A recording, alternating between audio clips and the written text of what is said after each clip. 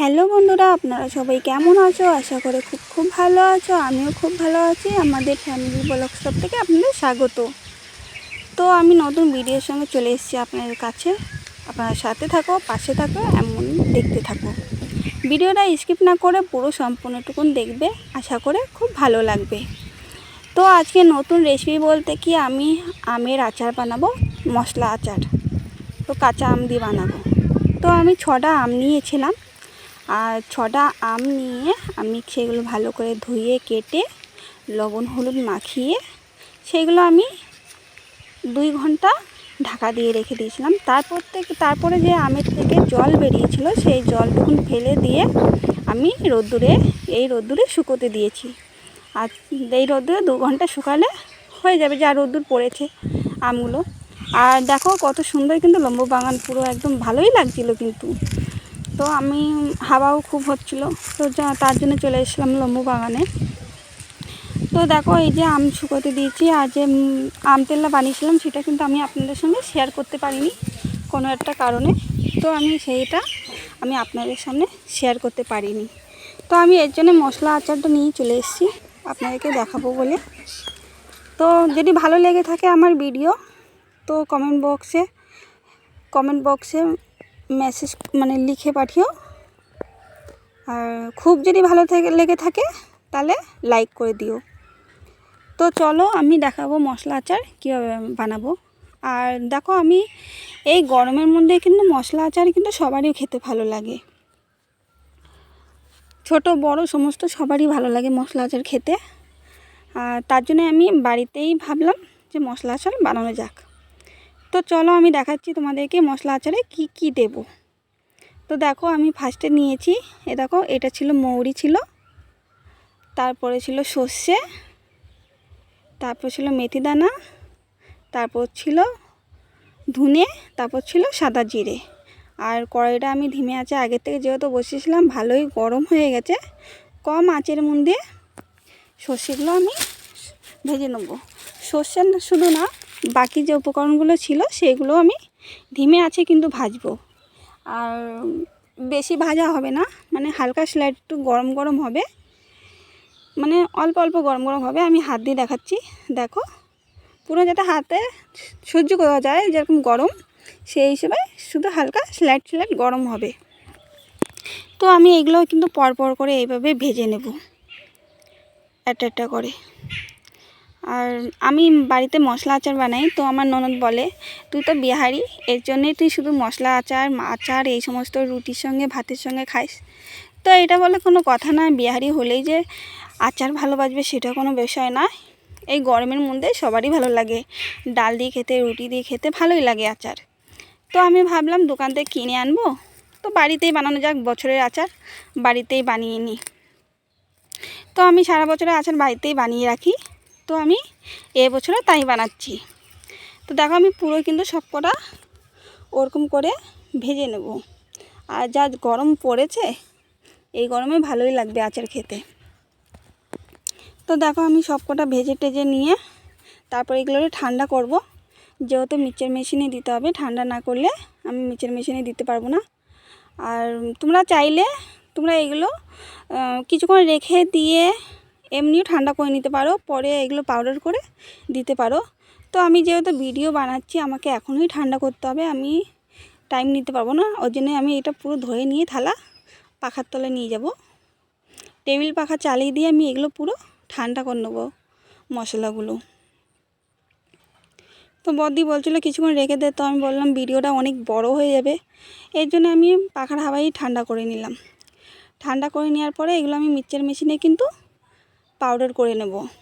আর পুরো আমি ফুল পাউডার করব না, হালকা হালকা খিস টাইপের থাকবে। আদা পেস্ট, আদা পাউডার হবে, আর আদা আস্তে আস্তে টাইপের থাকবে, যেহেতু মশলা আচারে ওরকমই দিতে হয়। তো দেখো আমি ছোটো বাটিতে দিলাম না, কারণ ছোটো বাটিতে ছোটো হয়ে যাবে মশলা হিসেবে, এর জন্য বড়ো বাটি দিচ্ছি। তো দেখো সমস্ত সব কিছু আমি এর মধ্যে দিয়ে নেব, দিয়ে তারপরে আমি ওরম করে পাউডার করে নেব, খিস টাইপের পাউডার। পুরো সম্পূর্ণ আমি ভালো করে পাউডার করব না, তো যেহেতু মশলা আচার বানাবো, মশলা আচারে একটু শক্ত মানে ইয়ে টাইপের থাকলে আদা মানে আদা পেস্ট, মানে গুঁড়ি হবে, আদা এরকম থাকবে, ওরকম হবে। আর দেখো এখানে নিয়েছি আমি 10টা জোয়ান। আর জোয়ান নিয়েছি, জোয়ান কিন্তু আমি লুজ পাইনি, তার জন্য 2 টাকা করে প্যাকেট আমি এই জোয়ান নিয়েছিলাম। তো এই জোয়ান আমি পুরো কেটে বাটিতে নেব। আর বাটিতে হচ্ছে 2 চামচের মতনই হয়েছে জোয়ান। তো 2 চামচ জোয়ান নিয়েছি, 1 চামচ নিয়েছি কালো জিরে, আর 3 চামচ নিয়েছি আমি লঙ্কার গুঁড়ি। তো দেখো আমি বাটির মধ্যে কিন্তু আমগুলো সব ঢেলে নিয়েছি। আর বাটিটা ভালো করে মুছে নিয়েছিলাম, যেহেতু জল না থাকে, জল থাকলে আমের আচারটা নষ্ট হয়ে যাওয়ার ভয় আছে, তার জন্য মুছে নিয়েছি। মুছে নিয়ে দেখতে পাচ্ছ ভালো করে পাউডার করিনি, হালকা হালকা পাউডার করেছি। তো সব মশলাগুলো ওর মধ্যে নিয়ে নিছি, কেন আমার সব মশলাই লাগতো, এর জন্য সমস্ত মশলা ঢেলে নিলাম। তারপর নিয়ে নিয়েছি জোয়ানের পরে নিয়েছিলাম কালো জিরে, তারপরে 3 চামচ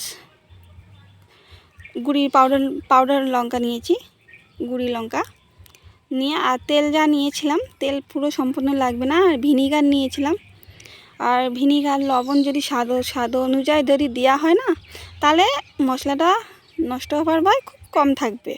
তার জন্যে স্বাদ অনুযায়ী লবণ দিয়েছি, আর 3 চামচ মতন আমি ভিনিগার দিয়ে দেবো। আমি আন্দাজের মতন দিচ্ছি, তুমিও আন্দাজের মতন দিতে পারো তোমরা। তো দেখো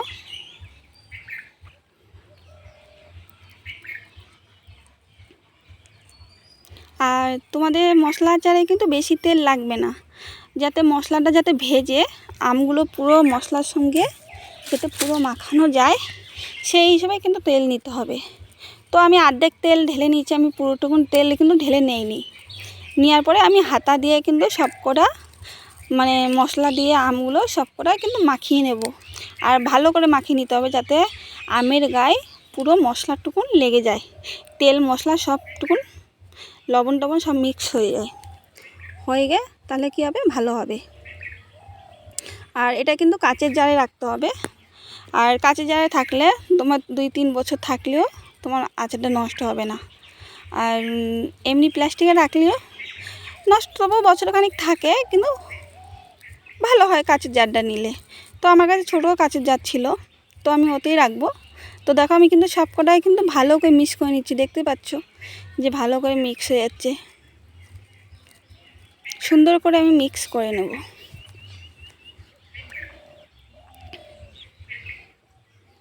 তো আমার ভিডিও কেমন লেগেছে সেটা কিন্তু বলো, কমেন্ট করে আমাকে বলো যে আমার ভিডিও কীরকম লেগেছে।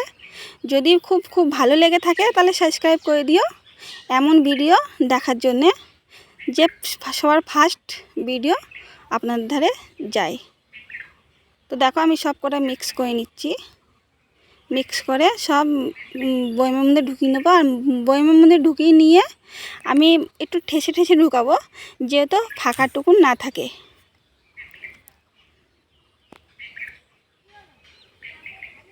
তো দেখো আমি সমস্ত আচারগুলো সব বয়মে ঢুকিয়ে নেব। তো দেখতেই পাচ্ছ আমি সব ঢুকিয়ে নিচ্ছি আচারগুলো। আর ঢুকিয়ে নেওয়ার পরে দেখো আমি উপর থেকে হালকা একটু তেলও ছিল, দেখো কত সুন্দর লাগছে। তো কমেন্টে লিখে জানিয়ে, তো তোমরা সবাই ভালো থেকো, সুস্থ থেকো। আর এটা বলছিলাম যে আম তেল বানিয়েছি, শেয়ার করতে পারিনি। তো তোমরা সবাই ভালো থেকো, সুস্থ থেকো, টাটা।